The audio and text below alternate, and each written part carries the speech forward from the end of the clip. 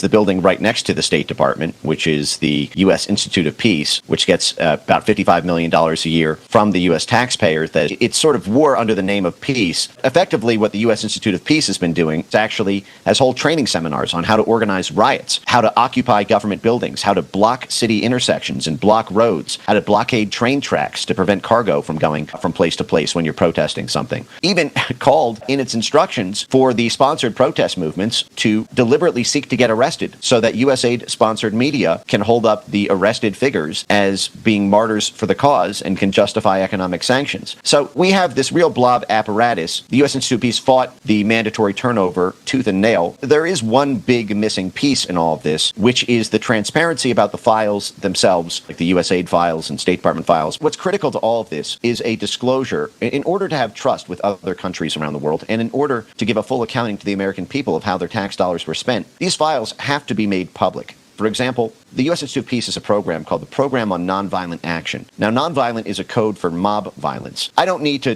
tell you, Natalie, that I'm speaking to you nonviolently. If I need to put that in the name, something is up. And in fact, it is up at the U.S. Institute of Peace. They openly promote property destruction as part of the tactics of the so-called nonviolent mob because they say that property destruction does not count as violence because we only define violence as bodily harm. So you can set police cars on fire, you can burn down police precincts, you can destroy the parliament building as they've done in countries like Serbia and Ukraine, and that still counts as, quote, nonviolent action. But I believe that every document that the Program on Nonviolent Action should be made publicly available to the U.S. taxpayers who paid for it. We have a right to know. So when you see these color revolutions break out in Georgia or the Czech Republic, Ukraine, Syria, or Libya, it was that exact same network that set about organizing the riots that we have seen in this country for the past 10 years. Maria Stephan, the person who ran the Program on Nonviolent Action, deliberately points to the U.S. as the source of the same democratic violations that she cites internationally. Her work explicitly covers. She had an organizing role in countless protests and riots of the past 8 years. I believe all those files need to be made public, even if it is an embarrassment